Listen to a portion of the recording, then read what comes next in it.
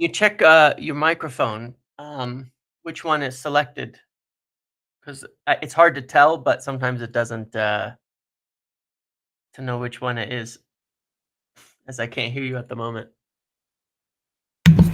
How about that? How are we doing? There we go. Okay, well, thanks, James, for sorting out my technical issue for me. Welcome to the first ever episode of Man United Mastermind. As you can see, we have the king himself, James from the Muppeteers, joining us for our first ever episode. Welcome, mate. Thank you for joining. Of course, thank you. It's going to be an interesting one. Well, I thought we'd have a bit of a chat first, and then I'll explain the concept of the show, and then we'll get into the quiz. Happy with that? Sounds good. Sounds good. Super. For those of you who are new, please press the follow button on BigUp. It's my first ever show over here. I think I have 11 followers so far. James, I think you're up about 1,100. Is that right? Something like that. Something like a little bit more popular. Okay, but look, I've got a target to shoot for, right? Yeah, you got time. Don't worry about it. Okay, so let me explain the concept of the show. You guys are probably familiar with the old British quiz show Mastermind. So you get 2 rounds, one of general knowledge, and then the second one is called the specialist subject. So James and I have been chatting for the last week or so, and his specialist subject, correct me if I'm wrong, James, is Manchester United strikers signed post the retirement of Sir Alex Ferguson. Yes. Yes. Correct. Okay. That's so the what idea. we're gonna add up the scores from the 2 rounds, and then James will join the leaderboard. Now, the leaderboard, if I'm not mistaken, should be ready here. There you go. This is the leaderboard. Now, it's empty at the moment, so you will definitely be going in at number 1. You'll be setting the score amazing. Everybody to shoot for. I don't think I will win this because as much as I have talents, my memory in specifics is not that great. So we'll see. Well, you're going to be setting the bar for everybody else to reach. So, yeah, it's going to be an interesting one. We've got some great guests lined up over the next few weeks. I'm sure you've seen some of them on Twitter. Who do you think is the danger man from the people who have already confirmed they're coming on? I'm trying to remember who all you listed, but it's not going to be Riddy because he suffers from this worse than I do. No doubt about that. His memory of things is definitely worse than mine. So I'll grab the list. We've got. You see, I was looking for your tweet on this. Yeah, I'm looking as well. So hang on, I can do better than that. I've got the schedule. So here we go. We've got Alex Turk from BBC Sport. We've got the Elite Pundit. We've got Alice Talks All, who announcement is on tomorrow. Then we've got Ollie Was Right, our old friend. We've got Paul. We've got Dev, Aman Dev from Dev FC. Aman Dev will probably. He's really sharp. He is. Yeah, he is. He's a clever guy. Then of course we've got Riddy, who you think will be propping up the bottom of the. With me at the bottom. No insult intended. It's just yeah. And then Adam will be on the show as well. Adam or Aman Dev would be my guess there. I think Adam and Dev are going to be near the top. Yeah, we've also got Odds on FPL, Paddy and Dylan McBennett will be on. There you go. Got some good ones, yeah. Yeah, it's a who's who of Man United content creators. But yeah, it's going to be a fun one. So what we're going to do is we're going to do 2-minute rounds. So I'll set a timer. 2 minutes to answer as many questions as you possibly can. Guys in the chat, please feel free to answer along. Because it's live, there's a little bit of a delay, so James isn't going to be able to see any of your answers, I don't think. And the idea is that it's against. I don't think so. Yeah. Yeah, it's going to be an interesting one. I am ready to go if you are, James. Sure, let's go for it. Okay, so these shows aren't going to be massively long. They're going to be 2-minute rounds and a little bit of chatting in between. So sure, I'm going to get my my timer set up. I'm going to hold it right next to the microphone so everybody at home can hear it. And then I need to figure out a way that I can keep score as we go along. So I tell you what, I am going to do The old-fashioned notepad. See. Yeah. So I've got my printer back here. So I'm just going to keep score as we go along, keep a tally, and then we can get an accurate score. Okay, cool. Right. So are we ready? I'm ready. Okay. 3, 2, 1. Away we go. In what year was Manchester United founded? Oh my God. I know this within a small amount of time. 1878, I want to say. Yes. All right, nailed it. What was Manchester United's original name? Newton Heath. Yeah. What is the name of the Manchester United home stadium? Old Trafford. What is the Manchester United nickname? Red Devils, you mean? Who is Manchester United's all-time leading goal scorer? Oh, shit. Is it Rooney? Rooney it is. Yes. Which manager led Manchester United to the treble in 1999? Oh, wow, that's a tough one. Yeah, Sir Alex Ferguson, sure. How many times has Manchester United won the Premier League? 21 times? No, this is the Premier League, isn't it? Yes, sir. What is it? 15? No, it's 12? 11. Plus, I'm going to say 11. All right, I was off. Yeah, it's 13. Yeah. I always think of the 21, but I forget the actual Premier League number. Which Manchester United player won the Ballon d'Or in 2008? Oh boy. This would have been Ronaldo then. Ronaldo. Who scored the winning goal in the 1999 Champions League final? Solskjaer. What club did Manchester United beat in the 1968 European Cup final? Oh my God. How much time do I have? 14 seconds. 14. You can pass. It's a Portuguese Benfica. Benfica, correct. Yes. Who was Manchester United's captain in that in 1999? In the final, Keane. You can finish this final question.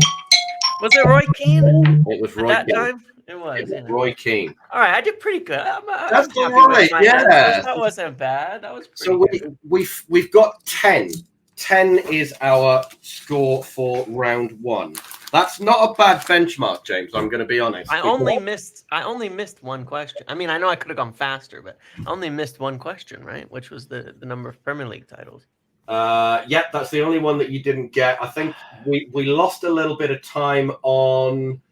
I mean, the first question I lost a little time too, because I was like, I know it's 1870 something. 1878. We lost a little bit of time there. We lost a little bit of time on Benfica, but overall, I think 10 is not bad. Anybody in the chat managed to do better than 10? I'm looking at you, Farhad, because you said you wanted to see exactly how many you got.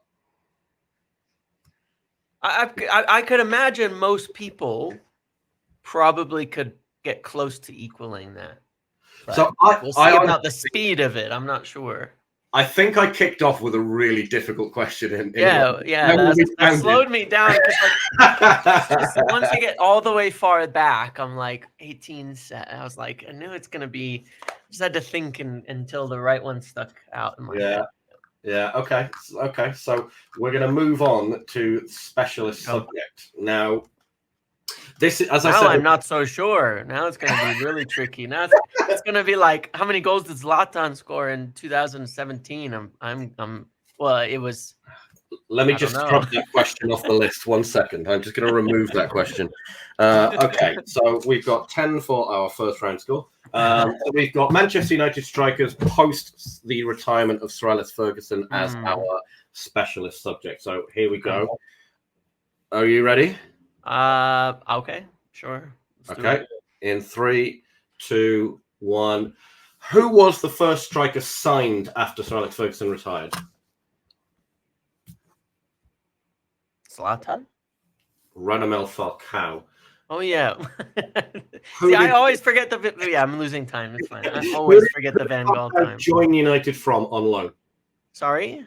Who did Falcao join United from on loan? God, no, I'm gonna get that one wrong. Skip. Monaco. I don't How remember many Falcao Premier at League all. goals did Falcao score in his time at United? I don't know that either. I really do not remember. I'll give you Falcao. multiple choice: 4, 6, 8, or 10. Let's go with 6. It's 4. 4. It is 4, isn't it? Yeah. See, What that's how unmemorable. What striker was signed from Arsenal in the summer of 2014? Holy shit, dude. Skip. Alexis Sanchez. Wait. Anthony. Wait. That can't be right. I'll pause the clock. That can't be right.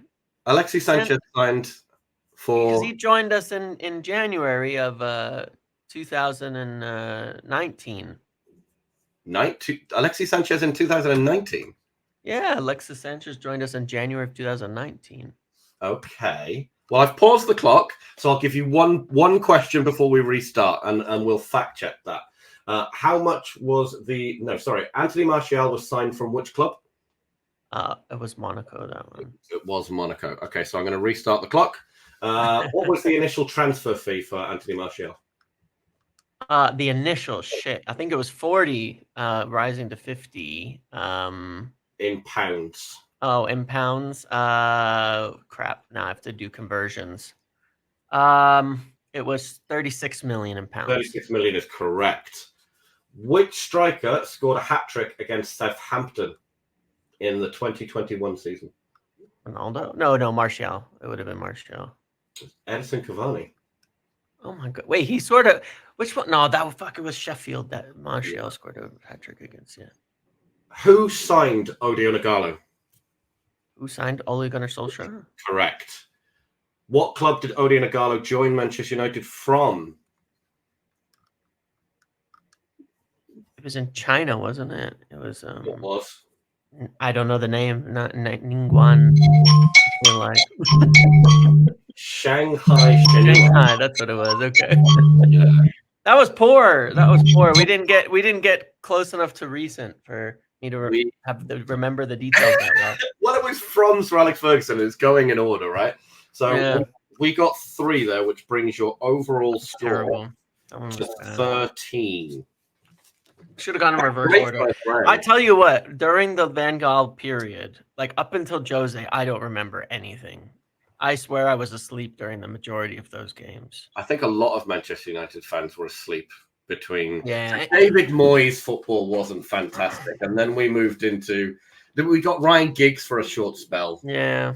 Louis van Gaal. And I think the most memorable part about having Louis van Gaal as our manager was his theatrical fall on the sideline. But other than that, there wasn't. And I didn't follow transfers until mostly 2017. I didn't even follow transfers. It was just whoever shows up there on the pitch when the season starts, that's there. Yeah. I don't remember shit about it. We've been told in the chat that January 2018 was Alexis Sanchez. I'm going to give you a bonus point. Because okay, I appreciate that. So we're up to 14 total, which is a score to beat. Let's be honest. Yeah. That's decent. It's decent. I'll take it. We might get you into the playoffs. Yeah. So.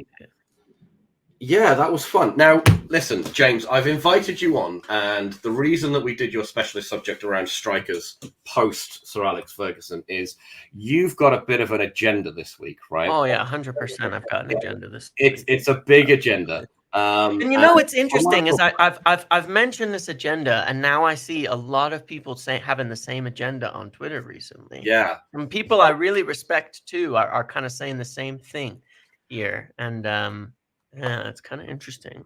I joined your show on BigUp yesterday, as you know, and we were chatting about potential striker options. And one of the things that I said, I posted on Twitter yesterday, and a lot of people agreed with me, which is odd because not very many people agree with me.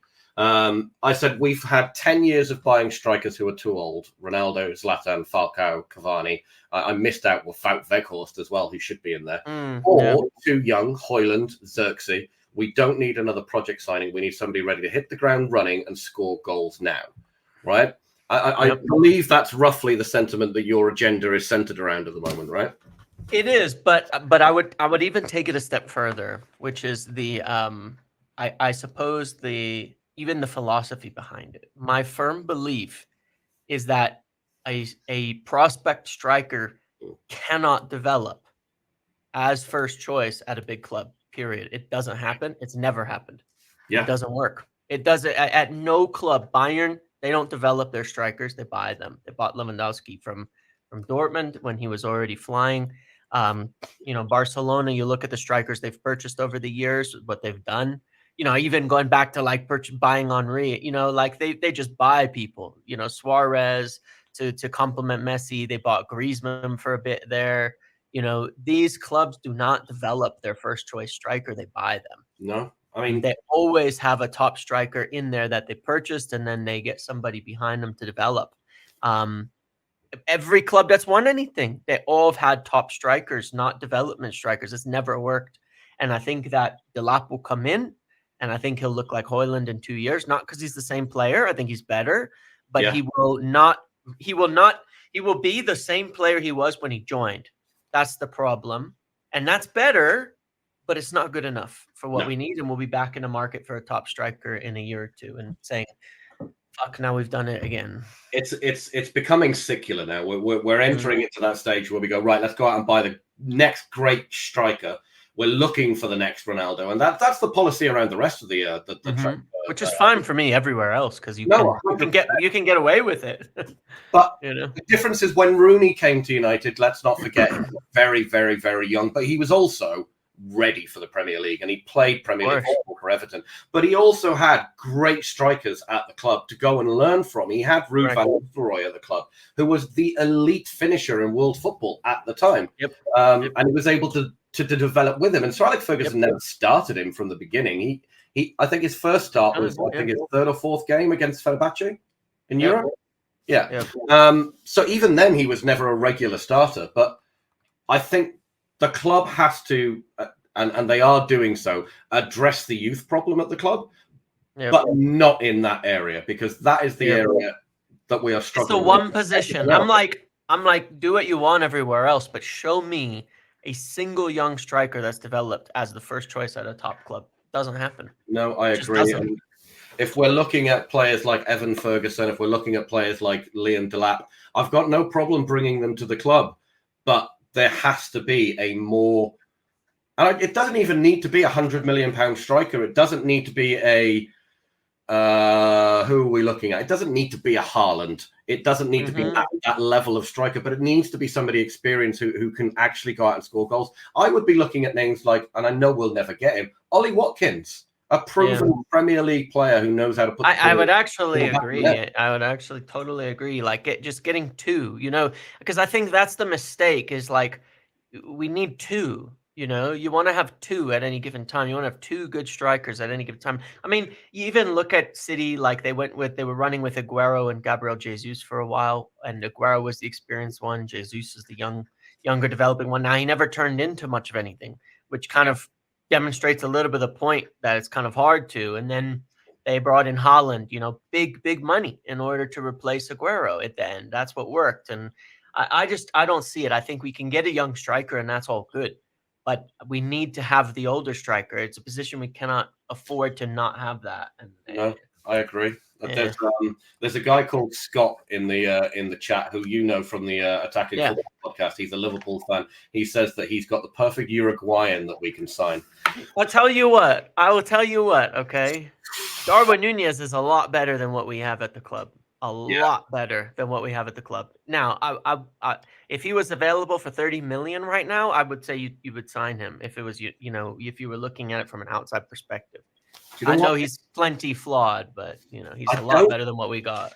I don't disagree with that, and that's going to cause me an awful lot of trouble in the Attacking Football group chat. But I think you're probably right. We're looking at that level of experience and ability, but again, it's the young striker. Now, I was looking at this, and the young strikers that we've signed over the years, I don't think any of them have ever gone on, with the exception of Wayne Rooney, to be elite strikers across any club that they've ever gone to. Makeda is one. James Wilson is another.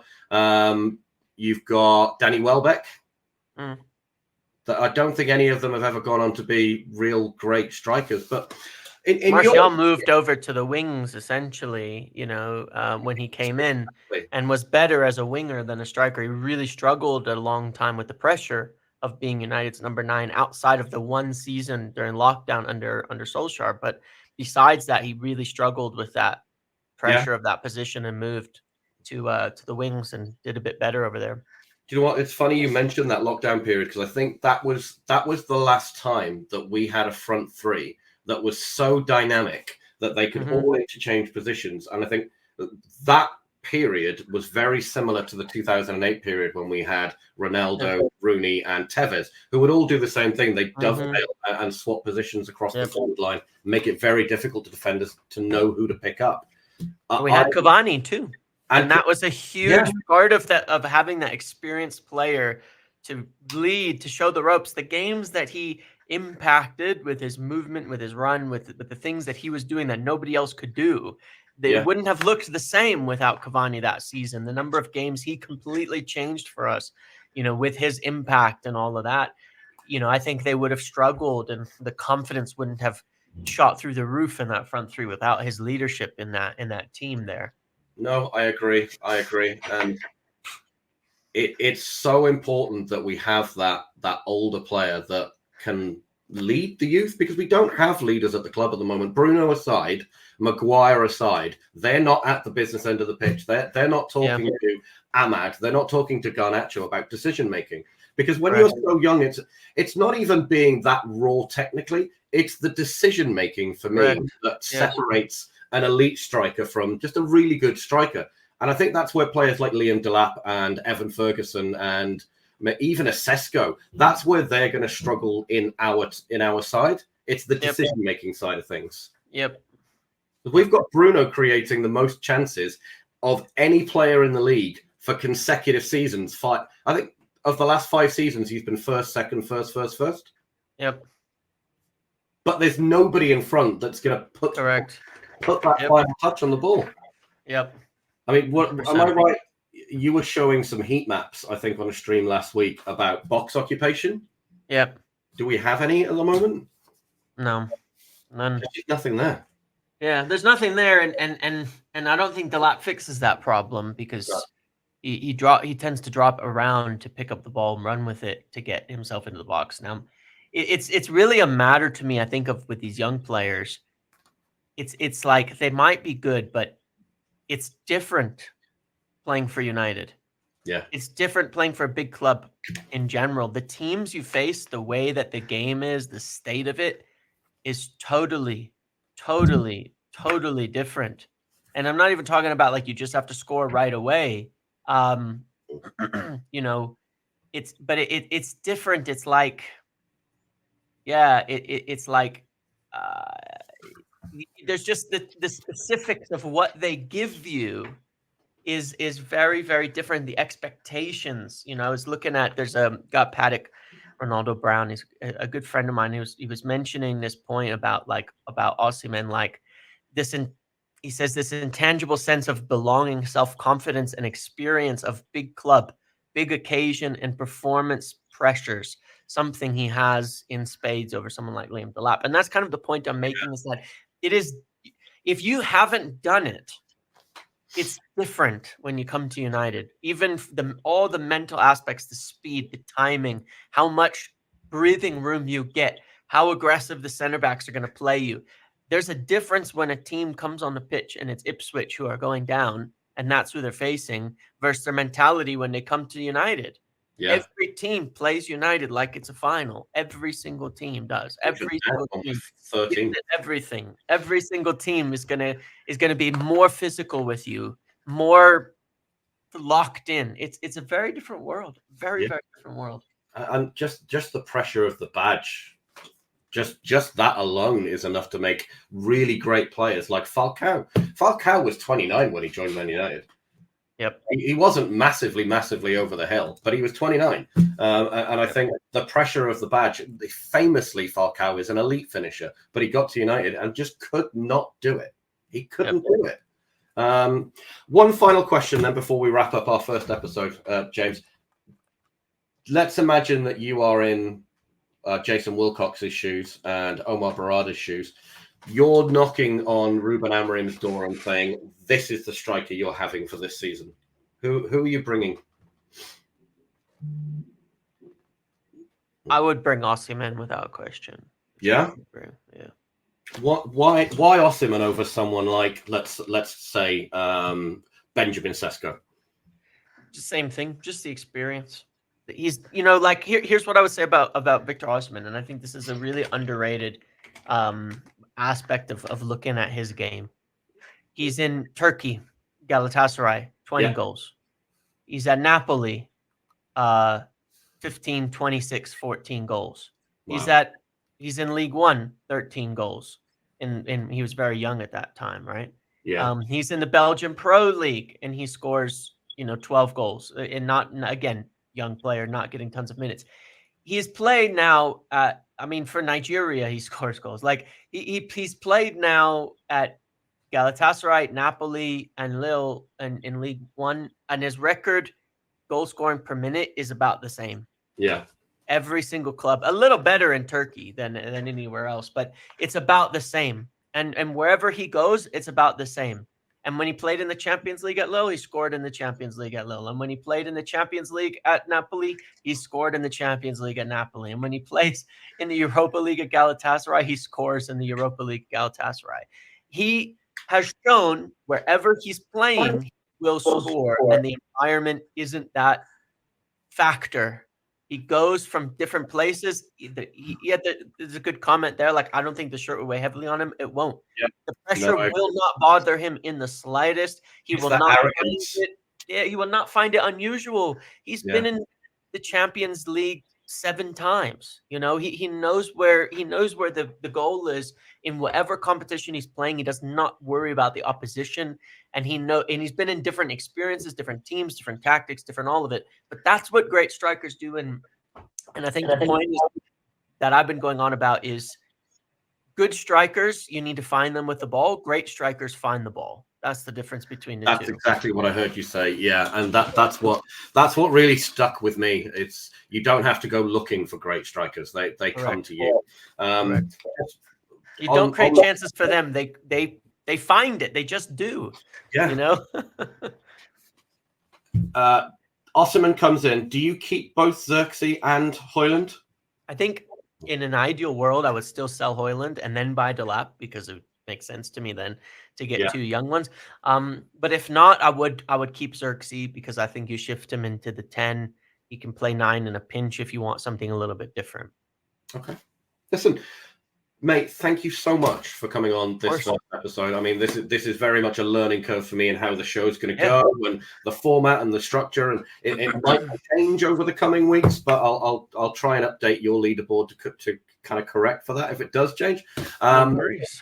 If you guys watching at home, if you don't already, there's a green button just up there at the very top that says join community. If you wouldn't mind clicking that and following me. If you go to my page, there's also a link where you can find my YouTube channel where all of these episodes will also be uploaded for those who can't join every single live stream. So please go and do that. And if you don't already, and I'm sure of the however many people are in the room, I'm guessing you all follow James on YouTube and Twitter. If you don't, please go and do that as well.